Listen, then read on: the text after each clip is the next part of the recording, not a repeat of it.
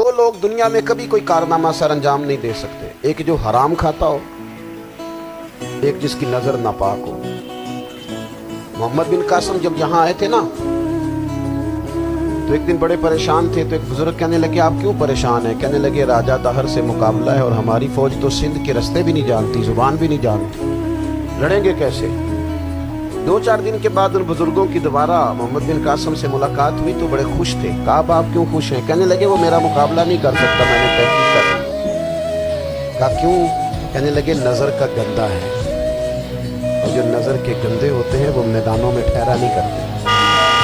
मैदान के लिए निकलने के लिए पाक जवानी की जरूरत होती है, ततहीर मिजाज होना जरूरी होता है, पाकीज़ा अफकार और सच्ची और सुच्ची सुथरी सोचों का होना जरूरी होता है।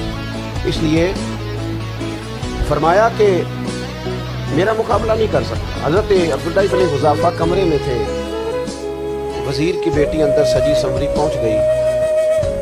जैसे ही आपने इस कुफर की चाल को देखा तो तयम्मुम करके नफल शुरू किया। वो सारी रात बैठी रही, रब का बंदा सारी रात इबादत करता रहा।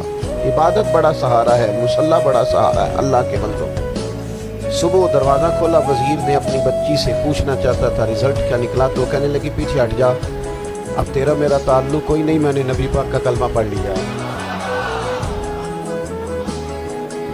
उसने कहा, मैंने भी जमाना देखा है, पर ये क्या लोग हैं, कस्तूरी के बने हुए, संदल से धुले हुए, कि मैं सारी रात कमरे में रही और 100 और 1000 आदमी जिस जवान का मुकाबला ना कर सके, इतना ताकतवर जवान कमरे में रहा और उसने नजर उठा के ना देखा।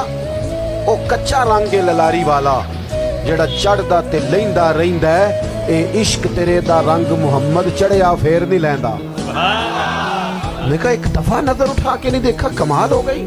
इतने बड़े लोग, इतनी बड़ी सादत मंदी, फिरोज बख्ती, मामला फहमी हद हो गई। अल्लाह अकबर।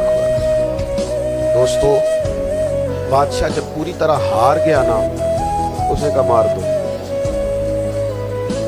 तेल गरम किया एक कढ़ाई में, जब आपको उसमें डालने लगे तो आपकी आंखों में आंसू आ गए।